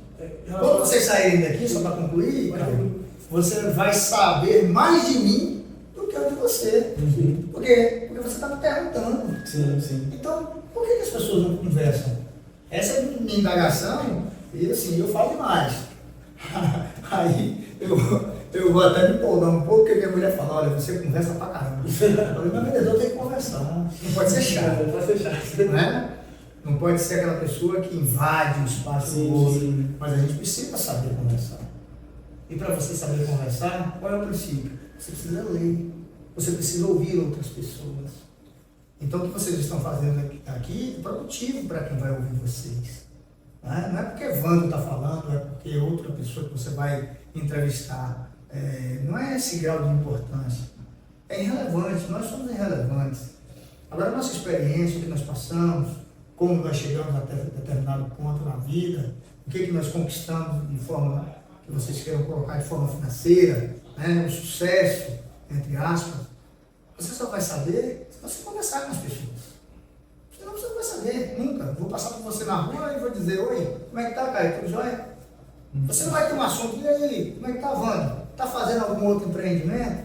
Porque você já conhece um pouco da minha história. Eu vou poder lhe perguntar, e aí, cara, como é que tá o curso de engenharia? Daqui a 10 anos, quando eu lhe encontrar, qual é o seu empreendimento agora? Qual é o prédio que você construiu? Qual é a grande obra que você fez? Samuel está administrando que empresa? Sim. Entendeu? O que nós vamos contribuir? Verdade. Assim, agora a gente está plantando. Vocês estão aqui também plantando para a vida de vocês. Não é só para a minha. A experiência é ótima conversar com vocês. E poder falar um pouquinho do nosso trabalho é excelente. Né? Mas o futuro que a gente visualiza é isso aí. É vocês estarem lá na frente fazendo o que a gente faz hoje e de forma melhor. Né? Em relação à questão da pergunta que você falou, tipo, que as pessoas não sabem fazer pergunta. A maioria não. Hoje em dia, a internet está facilitando muito mais porque tem pessoas que fazem perguntas em vídeos através da inteligência artificial. Rapaz, tipo assim, crio, por exemplo, a nossa entrevista, a gente criou todas as perguntas com base no vídeo de melhor. Porque a gente assistiu várias entrevistas de várias outras pessoas e foi se basando. Só que não foi só em uma, foi em várias. Só que tem pessoas que botam o seu interesse artificial. Crie um podcast inteiro com consultor civil sobre tal assunto. Aí ele vai lá e cria tudo. E a pessoa fica sem criatividade. Então, talvez o mundo tende a ter pessoas menos criativas por conta da própria área, dos próprios programas de desenvolvimento, né? Então, é um problema. Talvez seja um costume com o mais fácil, né? Isso. Seja um costume que você só tá tendo aquelas coisas fáceis para você. Exatamente. Eu vou fazer uma brincadeira com vocês dois aqui, me permitem? Pode ser. Qual de vocês dois consegue fazer um cálculo matemático de cabeça? Depende do cálculo. Se eu falar assim, não, é 5% de 1000. Se me der a caneta, eu faço. Faz faço aí. em um minuto. Percebeu? Olha, a minha geração fazia cálculos de cabeça, contas matemáticas de cabeça. Por quê? E por que isso é bom? Olha como eu mexi na cabeça de vocês dois aqui agora, para fazer um cálculo simples. Não é? Aí eu falo 10% de 1.000, para facilitar. Sim. Pronto. Então 5% é O dinheiro saiu na frente. 50. 50. Pensou mais um pouquinho. Mas por que isso? Porque nós estamos muito dependentes da tecnologia. Sim. Então, está muito fácil eu perguntar ao Google como fazer tal coisa e vir um monte de vídeo, e vir um monte de pergunta, e vir um monte de texto. Pronto. Eu percebo, aí me permita, é minha opinião, tá? Não censuro ninguém com relação a isso aí. Eu acho que nós estamos criando uma geração burra. Uma geração que não está pensando. Não é à toa que o Brasil tem os piores índices de educação. E a Bahia é penúltima ou é última do Brasil. Nesse Acho que é quesito. penúltimo, se eu não me engano, o último é Maranhão. Maranhão, né? Obrigado pela informação. As pessoas estão saindo do ensino médio sem saber nada. Não conseguem construir um pensamento, não conseguem fazer uma redação, uma coisa lógica, com a introdução, um desenvolvimento e uma conclusão. Não sabe opinar pela maioria dos assuntos. Ela não sabe interpretar. Isso também está na falta da comunicação com as pessoas, principalmente os mais velhos, os pais, e essa dependência da tecnologia. A tecnologia ela pode ser usada para o bem, pode ser usada para o mal. Eu posso pegar meu iPhone aqui agora e ler um artigo sobre o que nós conversamos. Mas eu posso pegar meu telefone aqui e ficar puxando as fotos das celebridades, as fofocas. Eu não, porque eu não tenho, né? Mas se você tiver o Instagram no seu, aí você pode fazer isso. Né? Aí eu vou ver a guerra do Twitter. Porque diz que lá é o campo de guerra, né? Lá, Sim, sim. Então assim, eu posso usar para o bem, posso usar para o mal. Eu posso usar para o meu conhecimento, o meu crescimento. Eu posso usar a tecnologia para ganhar dinheiro. Eu posso usar para perder dinheiro. Exatamente. Tanta gente produzindo tanta coisa o tempo todo e estão ganhando dinheiro. Essas pessoas são mais inteligentes do que eu, que só estou consumindo. Então, se eu estou usando isso também para um benefício financeiro, eu estou conseguindo produzir conteúdo de qualidade, e aí, né, eu digo para você, que você também tem que saber selecionar. Muita gente produzindo um monte de coisa, um monte de porcaria. Mas está vendendo. Então, ele está sendo inteligente, ok. Os que estão comprando... Mas sabe por quê? Porque nós somos a geração da ansiedade. Como assim porcaria? Porcaria pode-se... a gente pode dizer os cassinos, por exemplo. Os cassinos são porcaria porque claro que você vai precisar perder dinheiro naqueles cassinos. Entendeu? Então, assim, já que nós somos a geração da ansiedade, quando o cara fala assim, ganhe 100 mil reais em uma semana, aí nós, jovens ansiosos, olhamos, entramos e pronto, eu vou botar, sei lá, 100 reais aqui, aí vicia e perde dinheiro. E tem outros que vêm, ou já com os olhares e falam, não, vem aprender a ser um empreendedor comigo, em um ano. Aí, mas nós, que somos ansiosos, né, nossa geração, não temos essa paciência de esperar um ano para aprender a ser empreendedor. A gente quer ficar passando nos cassinos porque a gente acha que vai ganhar 100 mil reais em uma semana, entendeu? Aí eu olho assim, como você fez a primeira pergunta, eu comecei aos 8 anos, para 53, são quantos anos de carreira? Uma pergunta matemática, bobinha, 45, né? Então, 45 anos. Eu brinco com as pessoas da idade de vocês, quando eu tenho a oportunidade, eu digo que vocês são a geração de hoje. 5 minutos. É verdade. Ou já baixou? É verdade. Tem um estudo que fala que as Escreve tudo em pessoas... 5 minutos. Que o tempo de atenção, de retenção de uma pessoa na internet é de 1 minuto, acho que se eu não me engano, se não me engano, é de 1,3 minutos. Que a pessoa consegue ficar focada em um vídeo na internet. Então as pessoas já estão acostumadas Então, por exemplo, o TikTok e o Shorts já são as plataformas que estão conseguindo mais audiência, porque são plataformas de vídeos curtos. Então, por exemplo, vídeos no YouTube que tem mais de 10, de 20, ou então essa entrevista mesmo que vai ter aproximadamente 1 hora, as pessoas não retêm tanta atenção, não tem tantas pessoas que atingem quanto um vídeo de 10 segundos no TikTok, entende? Agora aí eu falo, o conteúdo tem que ser uma coisa atrativa, inteligente, para você manter a pessoa ali assistindo. O que você falou, totalmente correto. E eu digo mais, talvez até uma mensagem que você receba mais de 2 minutos, você não consegue ouvir na velocidade normal. Sim. Você já começa a colocar no 1.5, 2.0 para ouvir mais rápido. Eu conheço pessoas que assistem filmes na velocidade máxima só para poder assistir outra coisa, né? E assim, perceba, você vai fazer um cálculo estrutural, você vai para a área de engenharia, estou falando da sua área, você vai conseguir fazer um cálculo em 2 minutos? Só se usar o programa de computador. E olha lá, você vai ter que dimensionar tudo, vai ter que ser uma análise de solo, para você saber qual vai ser a profundidade daquela estaca, você depois vai ter que calcular o ferro. Vai levar 2 minutos. Percebeu como é que a sua profissão ela é uma profissão que vai requerer tempo, estudo, cuidado? Vamos para a administração. Samuel, você vai conseguir fazer um planejamento estratégico de uma empresa em 2 minutos? Não vai, você vai ter que ter uma bagagem muito grande, você vai ter que ler muito, muito case de sucesso e muito mais ainda os de insucesso. Porque olha, você só vai aprender com as pessoas que quebraram. E se você for olhar a biografia dos grandes empreendedores, eles quebraram. Eles quebraram em outras empresas antes de atingirem o tal sucesso, que o pessoal gosta muito dessa palavra. Eu gosto da palavra esforço. E depois do esforço, depois do trabalho, a recompensa. Sim.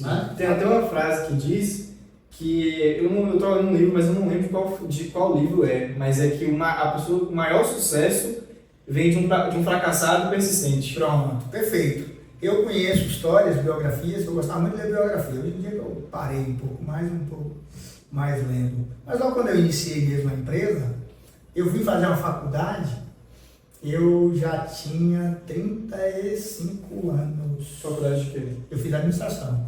Olha, meu colega. Então assim, entenda, eu lia e eu procurava olhar onde as pessoas erraram. Então, quando tinha falava sobre um case de sucesso, eu lia, porque é interessante.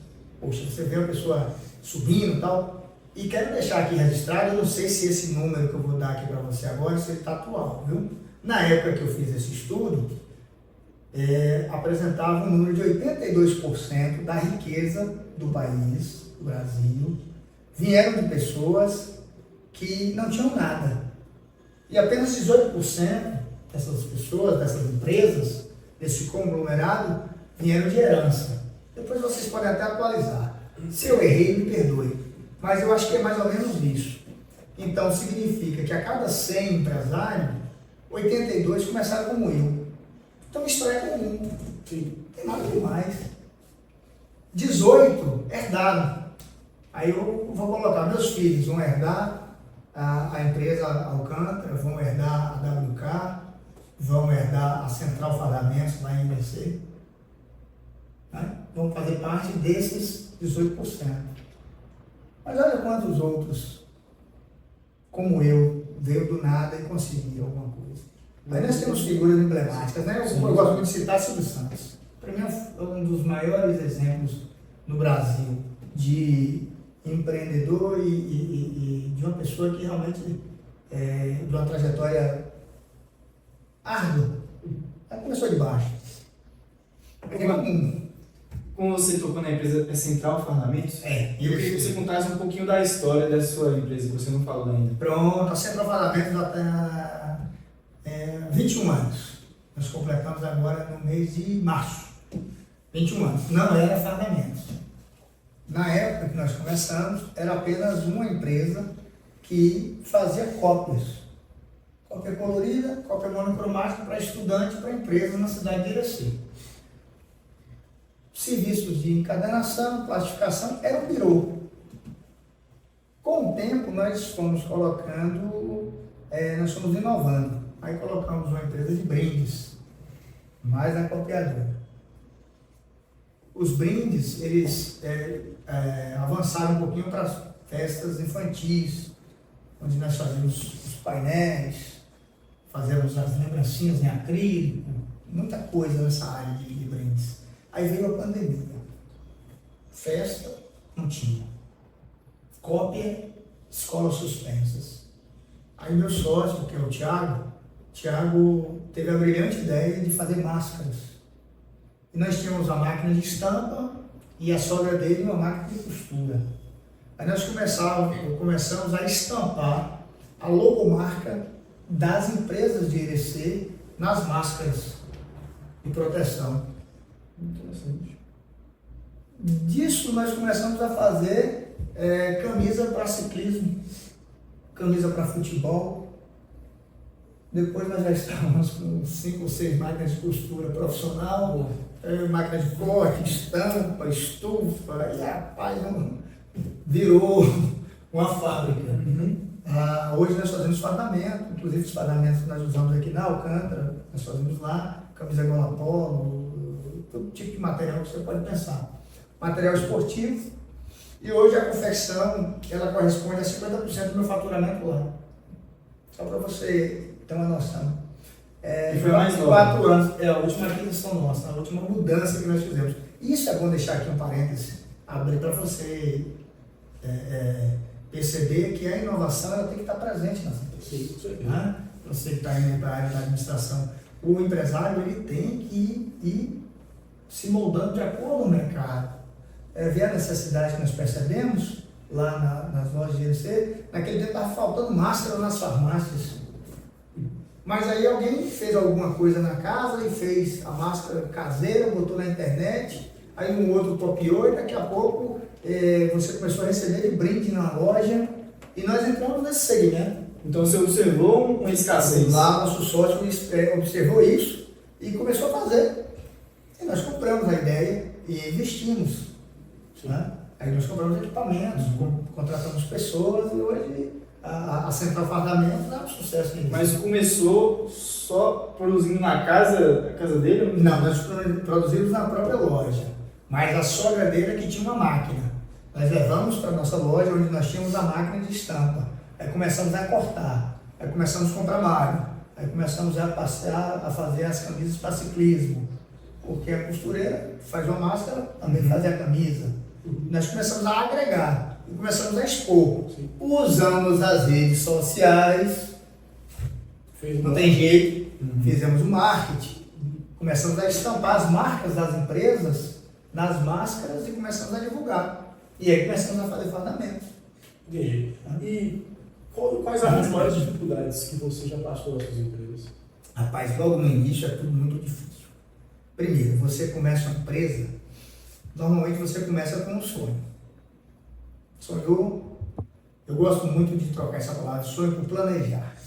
Né? Você começa a planejar algo e aí você começa a já ver alguns resultados. Mas você esbarra no Brasil, na burocracia. No Brasil tudo é mais difícil. Hoje em dia não, até que você consegue já abrir uma empresa de uma forma mais rápida. No tempo que eu comecei era tudo mais difícil. Para sair um CNPJ, para você ter uma empresa regular, era difícil. A questão tributária continua sendo ruim, péssima. O empresário ele é sufocado o tempo todo. Né? Às vezes você sente um alíviozinho na parte tributária quando um governo ou outro dá uma mexida. Mas atualmente já está muito pesado você ser empresário. Então os impostos eles são realmente cruéis.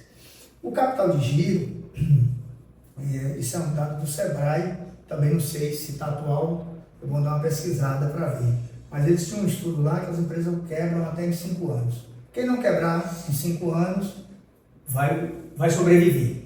A nossa já está com 26, a Alcântara Copiadoras, a Central Fardamentos tem 21 e a WK está com 12. Ô, Wanda, essa estatística do Sebrae, eu já vi ela, se eu não me engano, é 9 a cada 10 empresas quebram. Pronto. E interessante que essas empresas que quebram, elas empregam, também não sei se está atual, mas 8 em cada 10 empregos do país são gerados nas pequenas e nas médias empresas.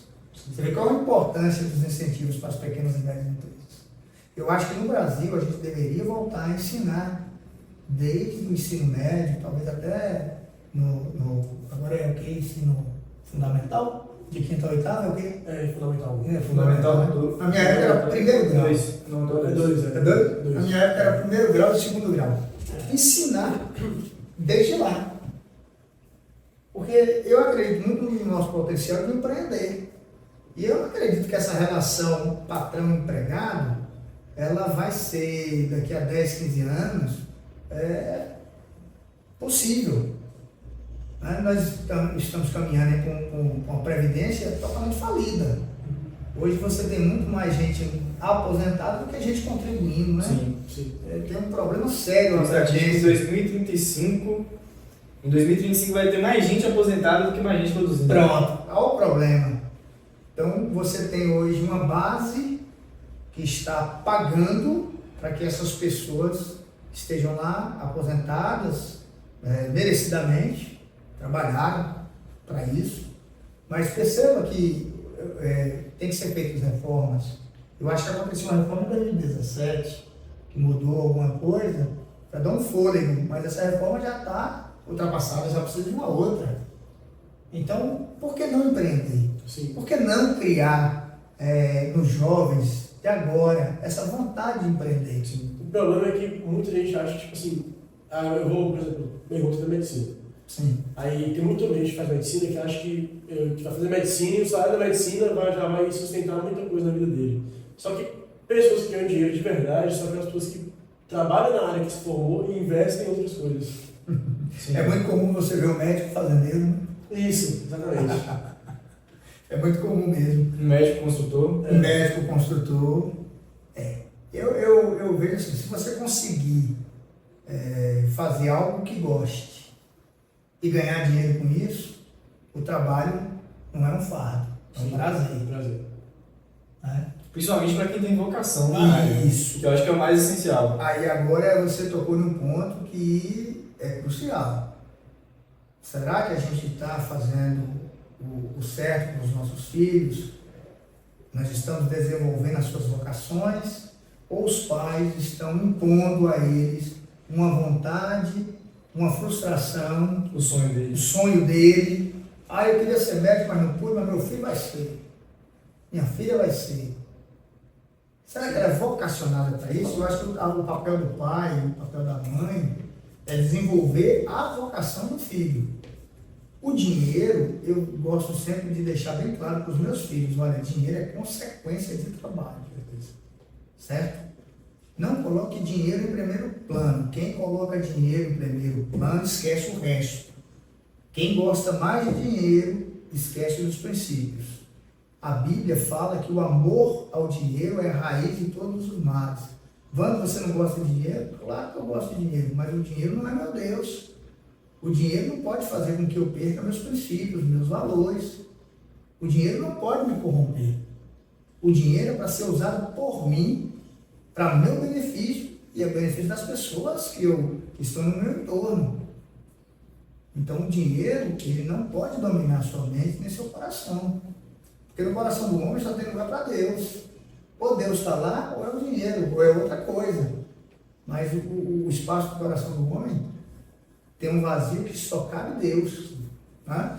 Então eu percebo que as pessoas, às vezes, elas projetam nos filhos os desejos delas, em vez de trabalhar a vocação. Mas não vai ganhar dinheiro. Paciência. É a vocação da pessoa. Diz que também que pode ser que não ganhe. Né? Sei lá, tantos casos de sucesso. Às vezes a pessoa fala assim, a prosperidade é ter muito dinheiro. Gente, a prosperidade é uma palavra tão mais abrangente do que ter dinheiro. Às vezes a pessoa fala, vou trabalhar muito, vou ter um carro assim, vou comprar uma fazenda para que eu possa criar gado, eu tenho minha casa no sítio, E às vezes você chega para o cara que já mora no sítio, e o cara não quer sair de lá de jeito nenhum, vive a vida modesta. Mas você está trabalhando para ter aquela vida.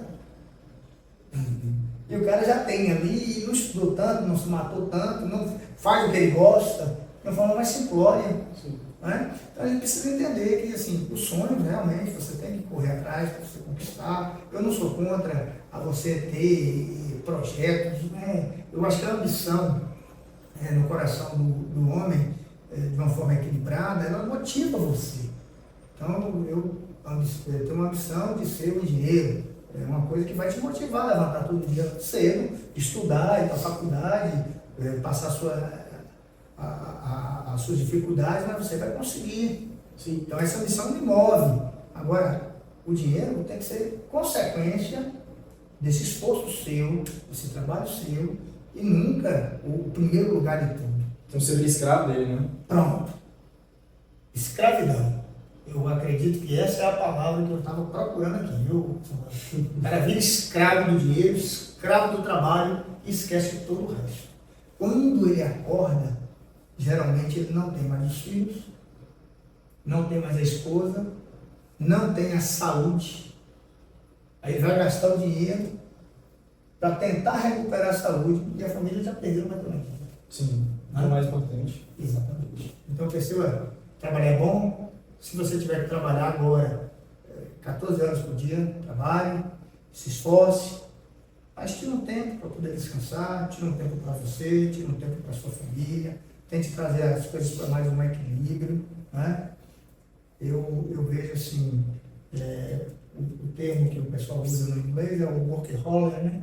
O louco do trabalho. Sim, se você consome nesse troço, mas ele se perde lá na frente. E nos Estados Unidos tem muito isso também, inclusive o sonho americano, né? essa é boa, né? Sonho americano. Ser rico. Sim. Rapaz, Tem aquela famosa frase, tem gente que é tão pobre que só tem dinheiro. Só tem dinheiro. Perfeito. Essa frase é perfeita. E eu digo para você, não existe pobre maior.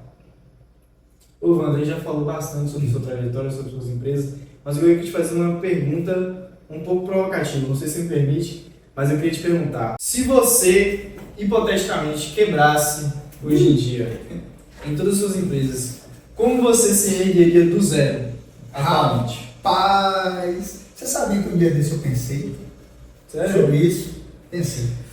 Eu pensei, não quebrar. Na verdade, eu pensei em começar uma outra coisa, né? Aí eu precisaria de capital, eu teria que usar o recurso que a gente já tem. Rapidinho, antes de responder essa pergunta, posso só criar um questionamento antes?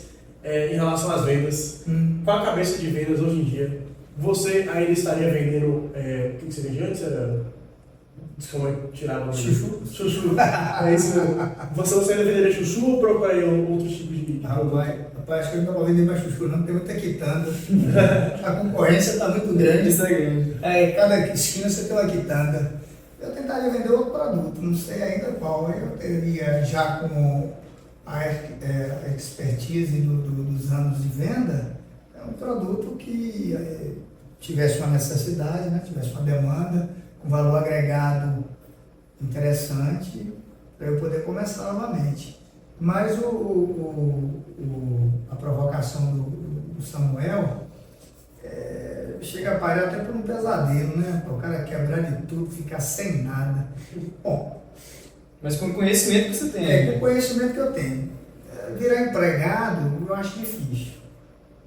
Eu não tenho mais... acho que eu não teria condições de me empregar. Talvez de forma provisória, só para passar uma chuva, né? Uhum. Mas eu empreenderia. Não sei em que, mas eu empreenderia. Eu iria para a construção civil nos Estados Unidos, procurar o sonho americano. Eu sei trabalhar na construção civil, eu sei fazer pintura de casas. Foi algo que eu aprendi ainda na minha adolescência. Eu gosto. E eu tenho alguns amigos que foram para lá buscar o sonho americano, então estão justamente nessa área, a construção civil. E três são pintores. Então, Como prestador de serviço. Teria que ser lá, autônomo, né? Entraria aí lá é muito comum você contratar empreiteiros, né? Nós chamamos de empreiteiros. Eu montaria uma equipe e iria para lá. Eu montaria lá mesmo com esses amigos, me engajaria com eles, tenho contatos. Eu acho que eu começaria lá. Aí, mas também você me botou numa situação tão... Eu teria que conseguir a passagem, né? Você tirou tudo meu, não deixou nem a passagem para ir para os Estados Unidos. Foi empréstimo no banco. Aí eu teria que ir de forma clandestina, né? Sabe falar inglês? Básico. Eu faço um curso de inglês há 10 anos e ainda não sei falar inglês. Então aí talvez depois desse podcast algum professor de inglês vai me procurar para me tornar talvez você que é professor de inglês fluente. Pegar dinheiro aí, ó. Pegar dinheiro, eu estou precisando aprender inglês, falar com fluência. Você falou um pouco da construção civil, né? Você de construtora. Sim. No caso, você faria e ia para a construção civil. Como você faria para começar uma construtora do zero? Hoje em dia? No Brasil? No Brasil. Rapaz, eu começaria pegando essas reformas menores, né? Porque onde eu poderia, com uma equipe menor, sem um entrave do Estado, porque quando você vai fazer uma reforma de uma casa, necessariamente você não precisa de um alvará. Você vai fazer uma reforma, então você começa com essas coisas menores. Interessante. Você criando corpo e fazendo caixa, aí você poderia ir abrir uma empresa e começar a fazer projetos O maiores. problema da reforma, da construção civil, é que a reforma é muito mais difícil e você vai dar muito mais trabalho para o cliente do que a própria construção do zero. Mas no caso da construtora, no meu caso, você entra com todo o capital. Eu faço casas para vender. Então eu compro o terreno, eu contrato a mão de obra, eu contrato o arquiteto, eu faço o imóvel, eu faço toda a parte da documentação, deixo o imóvel averbado, pronto para ser comercializado. Eu comercializo o imóvel através dos corretores e geralmente essas pessoas fazem um financiamento, o banco me paga. Então a construtora é uma empresa como outra qualquer. Ela tem que ter caixa e ela vende um produto que é um imóvel. Vende com lucro, compra outro terreno, faz outra casa, vende e aí vai. Né? Então, para começar, se eu tivesse que começar do zero, para não ter que comprar o terreno, para não ter que construir a casa para depois vender, eu faria para levantar dinheiro. Então aqui, um amigo me procura, estou querendo bater uma laje ali, fazer uma garagem. É esse tipo de cliente que eu vou procurar. Você acha que o empréstimo seria viável? Rapaz, no Brasil, na atual situação, é o seguinte, o banco ele gosta de emprestar dinheiro para quem não precisa. Para você tomar um dinheiro do banco, você tem que mostrar uma capacidade de pagamento. Ou você tem que dar algum bem como penhora. E, se eu não me engano, tem que ter uma comprovação de renda. Tudo. Então, como é que você vai conseguir empreender num país como esse se você não tem incentivo? Então, você não começa do zero. Ou você pega o capital de terceiro na mão de um amigo, né? Ou arruma alguém que tem o dinheiro e você tem a ideia, e aí você consegue abrir uma empresa e depois de um certo tempo, você consegue um empréstimo. Geralmente, você chega em um banco para contrair um empréstimo, se você tiver com uma empresa com menos de um ano de aberto, você não consegue. Depois de um ano de aberto, você tem que mostrar uma movimentação financeira para que o banco lhe financie talvez 20%, 30% do que você fatura como forma de empréstimo. E geralmente esses juros são absurdos. Então você começa a trabalhar, uma parte do seu lucro é para pagar a dívida e os juros da dívida. Você vai demorar muito para crescer. Eu acho que não seria viável, né? Eu não vejo futuro nesse troço não. Você vai acabar virando simplesmente um funcionário do banco. Difícil. E um conselho para quem quer começar nessa área de construção? Primeiro tem que ter um conhecimento. Então busque conhecimento. Faculdade, escola técnica. Se você realmente gosta da construção civil, de pisar lá na obra, porque você precisa ir, você precisa ver o que o pedreiro está fazendo. Quando eu falo construção, eu falo construir para venda igual você faz. Isso. Eu estou dando já a dica total, né? tem que ir para a obra, tem que ter um pouco de conhecimento da área. Antes, não pode chegar assim, vou fazer. Se você for daqueles que contratam uma outra construtora, você vai estar dando o seu lucro para eles. Então, se você quer realmente ter um lucro, né, digamos assim, você tem que estar dentro. É você que tem que ser a pessoa que conduz a obra. Incorporador. Se você tem ali caso, né, no caso que hoje eu estou fazendo, são casas geminadas. Você faz um projeto arquitetônico e você executa a obra. Aí você tem uma boa equipe com o mestre de obra, 1 ou 2 pedreiros, mais uns 2 ajudantes. E as fases da obra você vai acompanhando toda ela. Ponto. Terminou, vendeu, já bota o dinheiro para circular novamente. E esquece essa história de que o caixa da empresa é o seu bolso. Você pega dinheiro na empresa quando você quer. Crie uma rotina, crie uma disciplina financeira. Então, se eu estou lucrando, vou falar aqui de forma hipotética, tá? 30 mil em uma casa e eu demoro 6 meses, eu divido esses 30 mil por 6, dá 5 mil por mês. Eu não vou poder trabalhar mais que isso. Se eu gastar mais que 5, eu vou estar tirando da empresa. Eu não vou conseguir reinvestir o valor que eu ganhei. Então, assim, tem pessoas que vivem só da construção civil, mas são pessoas disciplinadas.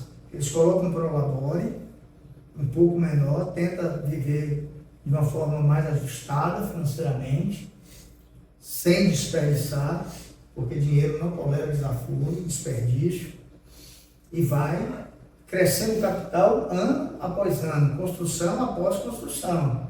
É assim que você faz. Primeiro você constrói todo um lastro, né? Então, para depois você conseguir usufruir de algo maior dessas empresas, né? Mas, assim, acho que a disciplina financeira tem que ter. Se não tiver, eu vendi a casa e ganhei 50 mil e gastei os 50 mil, não ficou nada para você reinvestir na empresa.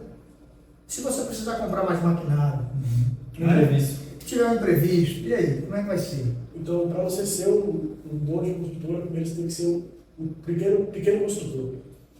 Sim, eu acredito que tudo começando com raiz, né? Eu gosto muito da analogia que as pessoas fazem da palmeira e do carvalho. A árvore carvalho, você planta a semente junto com a palmeira.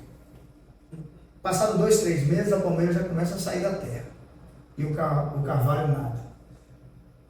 Por quê? Porque a semente do carvalho, ela cresce primeiro para baixo. Enquanto a palmeira está crescendo, saindo do solo, rasgando o solo, subindo, o carvalho continua lá, enfiado na terra. Não cresce. Depois dá um Google aí e vê quanto tempo demora para o carvalho sair da terra. Agora, o que acontece? Vem um vendaval, vem uma tempestade, a palmeira cresceu, mas não tem raiz. O vento derruba. O carvalho não. Por quê? Porque primeiro ele criou raiz. A empresa é a mesma coisa. Qualquer projeto sem raiz, ele vai acabar. Não adianta começar a decidir. Vai vir uma crise, vai vir um governo, vai vir qualquer coisa. Eu me lembro do confisco da poupança em 1990, muitos empresários tiraram a vida. Vocês não eram nem nascidos. Collor de Mello, Zélia Cardoso era a ministra da Fazenda.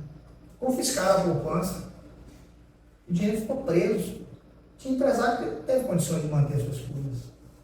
Então, são imprevistos que acontecem. A mesma coisa hoje em dia nas empresas, você tem que ter um laço.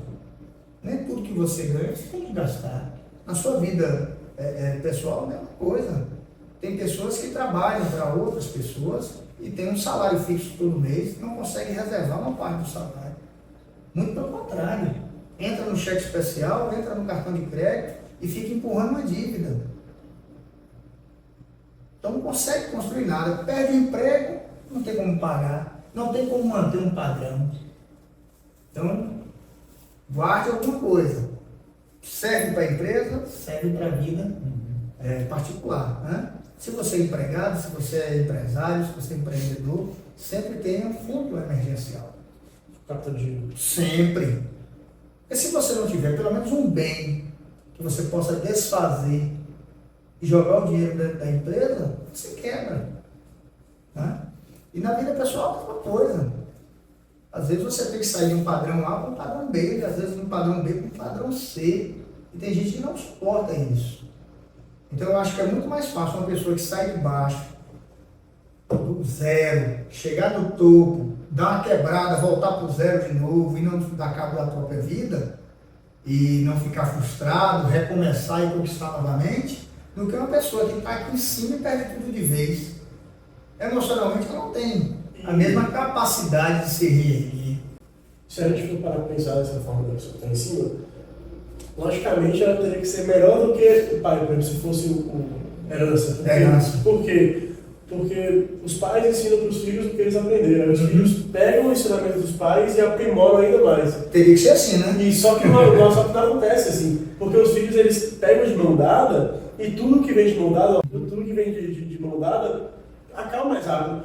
O dia a dia da Mega Sena, por exemplo, o cara que ganha a Mega Sena, muitas poucas pessoas, eu acho que nunca vi história, que é que investiu o dinheiro. Pegou o dinheiro e comprou luxo, sabe? Gastou de qualquer jeito. De qualquer jeito e não investiu nada, e aí saiu. Não sabendo que a Ferrari vai ter manutenção, que vai ter o imposto, né? Todo ano lá para pagar, o licenciamento, aquela de coisa. E até aquele filme de comédia, até que as lojas não separam, Sim, fala muito disso. Fala muito. Aquela comédia engraçada. É Leandro Bassum, parece? Hassum. E o que você falou aí, Caio, é verdade absoluta. Por que essas pessoas elas nunca lidaram com tanto dinheiro, quando vê, fica deslumbrada. Agora você é tudo. Não sabendo que o dinheiro, se ele não for trabalhado, ele acaba. Tem que ser bem administrado. Tem que ser valorizado. É muito comum você ver jogadores de futebol nessa história aí. Hoje não tem quase nada, não tem nada. Sim. É comum você ver. Os caras chegaram a um certo patamar, ganharam dinheiro e depois perderam tudo. Não souberam administrar. Então eu acho que o dinheiro você tem que tratar de uma forma séria e dinheiro gera dinheiro. Então o dinheiro vai gerar dinheiro. Então eu vou investir aonde? Eu não vou fazer qualquer tipo de aplicação. Tem muita gente que fica muito fascinado com o mercado financeiro. Sabe nada de bolsa de valores. Sabe nada. Entra. Eu até assisti um vídeo sobre isso, que o cara pergunta para as pessoas sobre finanças e tal. E a maioria das pessoas Não sabe o que é uma taxa Selic. Não sabe. E quer entrar no mercado financeiro, né? O que é? Outros inventam comprar boi. Nunca mexeu com boi. Não sabe o preço da roupa. Não sabe nada. Ganharam dinheiro fácil e acha que fulano está tendo sucesso com boi, eu vou entrar no boi. Vou comprar boi e vou engordar entra boi, de cabeça. vou ter uma fazenda e quebra. Agora ela pode contratar alguém que saiba. Pronto. Aí entra a história também dessa pessoa, tem que ser uma pessoa confiável. Também. Né? A questão da gestão da empresa não é confiar. Tá? Eu digo sempre, confie e confira. Sim. O gestor, aí nós vamos falar de administração, né, meu colega? Meu futuro parceiro de administração. O que o administrador tem que saber? Ele tem que saber ler números. Ele tem que estar ali na palma da mão dele, o que ele está gastando, o que ele está investindo, o que é receita, o que é despesa. Despesa, para mim, é como cabelo e unha. Cresceu, corta. Onde é que eu vou investir? Qual é o nicho de mercado? Qual é o produto que me dá uma taxa de retorno melhor, mais rápida? Qual é a aplicação que vai me dar um retorno? Eu posso ampliar a empresa? É momento para fazer? Meu contador está fazendo minha contabilidade da forma correta? Existe alguma coisa que possa atenuar a carga tributária? Se eu mudar de regime tributário, melhora ou piora? De quanto em quanto tempo você tem que fazer essas perguntas? Todo final de exercício. Acabou 2024, vou ler os números. Eu faço uma leitura mensal. Agora, alguns números eu só posso ler de ano em ano, quando eu faço o meu balanço. Percebeu? muita gente vai tocando a empresa de qualquer jeito. Aí a empresa começa a entrar no vermelho. Aí ele começa a tirar de um lugar para botar no outro.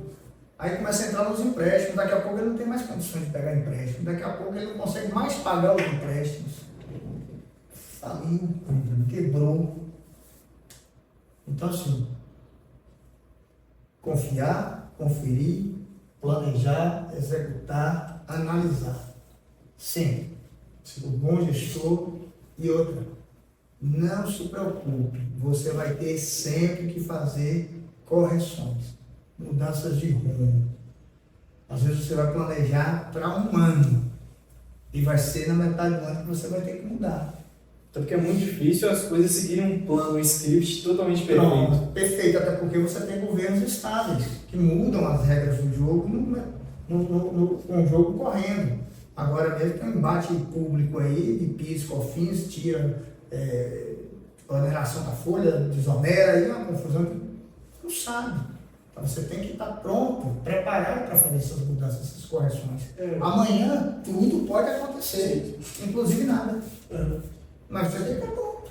Sim. Muitos empreendedores falam, já que você está na questão do governo, falam não depende do governo para a sua área. Mas é possível ter a independência do governo? Não, porque quem dita as regras são o governo, né?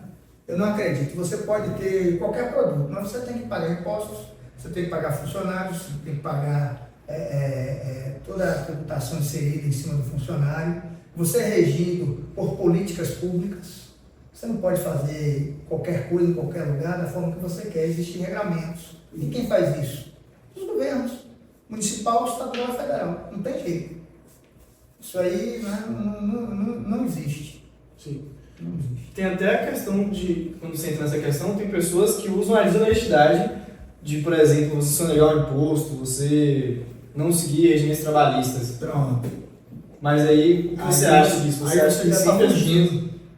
Você já está fugindo de uma regra, talvez para poder ter mais dinheiro, mas lá na frente você vai ser cobrado por isso.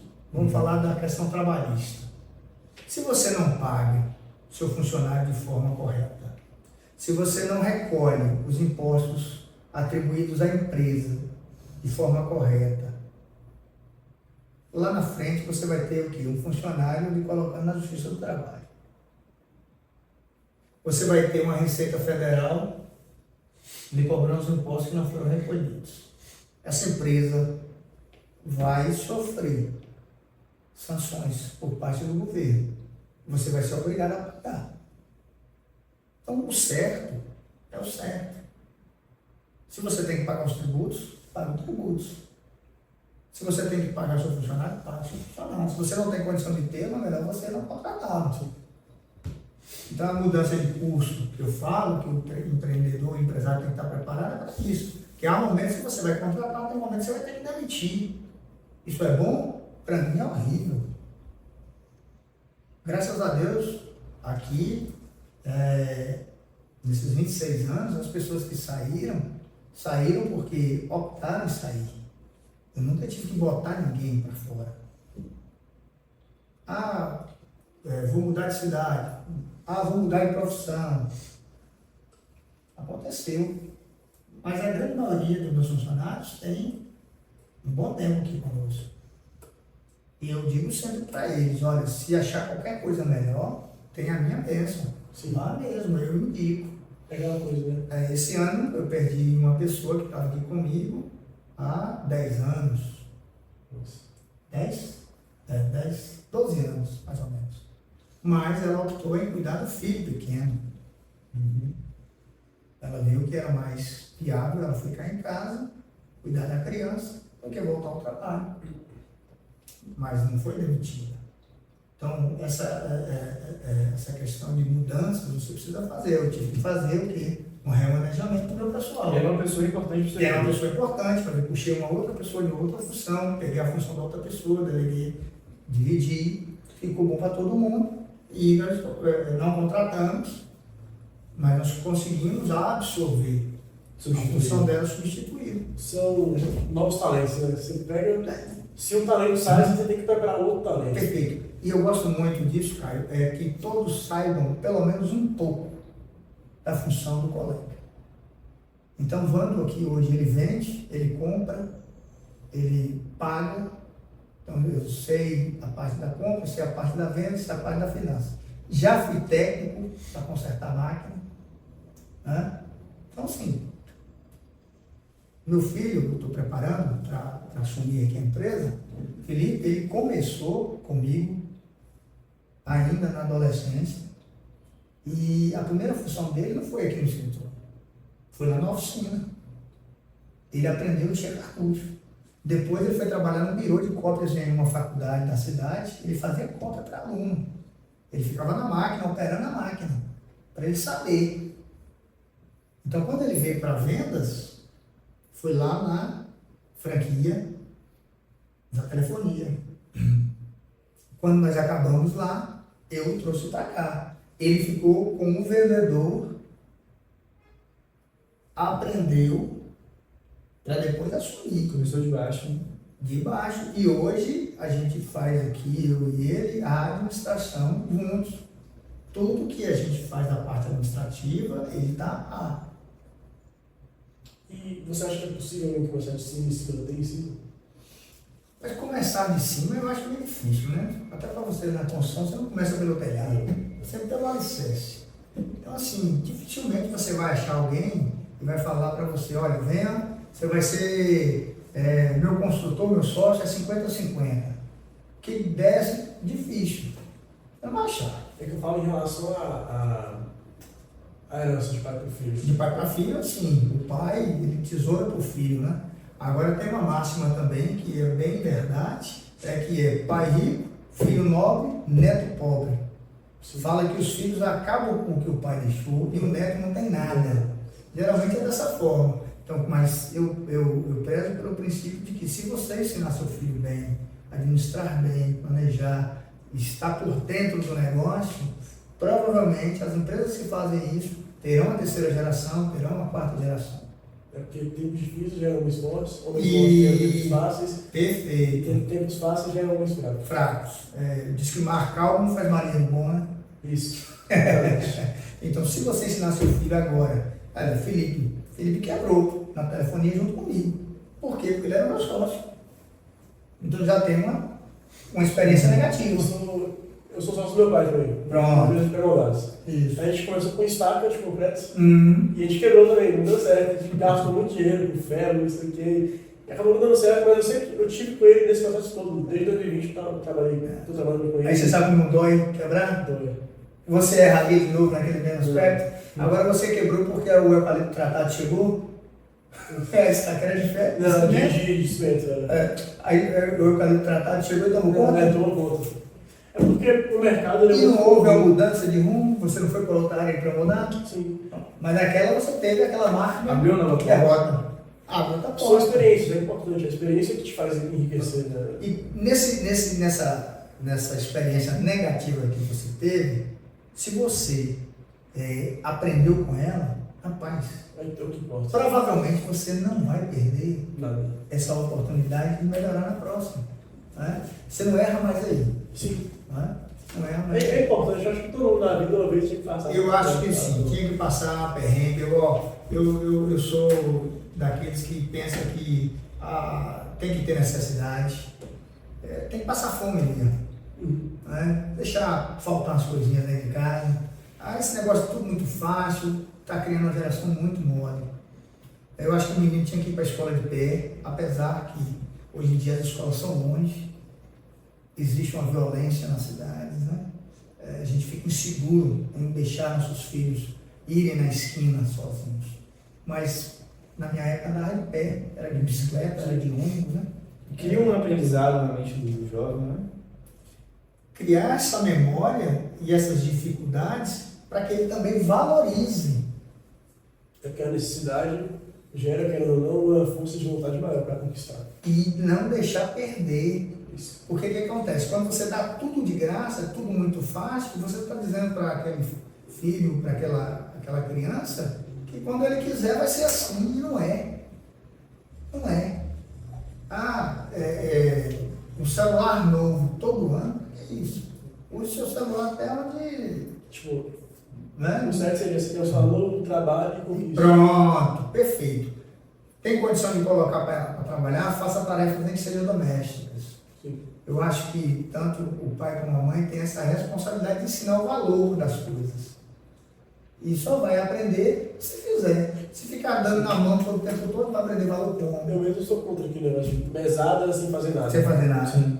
Por exemplo, você quer mesada, então lava os pratos, faz dia na semana e você ganha o dinheiro. Cuide do jardim, lava o carro da família. É. Né? São tarefas simples, são, mas que dá um sentido à recompensa. Sim. Eu acredito que você tem que trabalhar isso. Olha, trabalhe, recompensa. Trabalho, recompensa. Não fez nada, só dá. Não vai gerar nada de produtivo nessa pessoa. Né? Eu sou totalmente contra o assistencialismo. Eu vejo os programas sociais, alguns são necessários para as pessoas que realmente precisam. Agora, você não pode deixar a pessoa dependente daquilo. Uhum. Você tem que trabalhar para tirar essas pessoas dessa condição. Sim. Sobre a questão da empresa quebrada, vou voltar um pouco mais, porque tem uma 5 coisas que identificam muito. Porque assim, uma pessoa quebra. Aí quando ela quebra, ela busca um novo lugar, ou seja, um novo ambiente, para conhecer novas pessoas, para conseguir novas ideias e assim fazer novas ações e gerar novos resultados. Então, se você continuar dando uma vida tipo, mole para o seu filho, ou então sabe tudo na mão, ela nunca vai buscar novas ideias.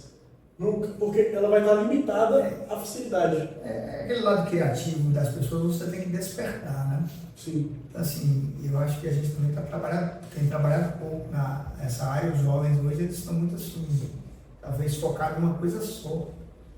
Quando você tem que ter uma mente mais aberta, uma mente mais holística. E hoje, com o advento da internet, cara, o que acontece no mundo todo você está sabendo. Então, certas coisas que estão dando certo lá, pode ser que dê certo aqui, pode ser que também que não dê. Mas você tentar libertar essa área criativa na cabeça dos jovens é fundamental. Se você quer realmente que esse país cresça e desenvolva, a gente tem que parar com aquela ideia que estava lá na década de 80, que o Brasil é o país do futuro. Sim. Né? Então a gente tem que falar assim, olha, o Brasil, o país do futuro é agora, a gente tem que mudar agora, nossa mentalidade tem que ser mudada agora. E por isso que o nome do nosso canal até é Future is Coming. Pronto, O futuro está chegando. Está chegando. Eu digo para você, o futuro já chegou, está aí, agora a gente precisa agarrar. Sim. A gente precisa entrar realmente com a faca nos dentes, fazer o nosso dia a dia, trabalhar, se esforçar, se esmerar, se aperfeiçoar e nunca esquecer os princípios, principalmente que foram ensinados pelos nossos pais. Né? Se você realmente quer ter alguma coisa, quer ser alguma coisa, você tem que também trabalhar pelo próximo e tem que se lembrar sempre que não se pode deixar o dinheiro ocupar o primeiro lugar no seu coração. Não. Né? Fazer sempre o melhor, o preço justo e crescer. E entenda, as coisas eram demanda de tempo, não acontece do dia para a noite.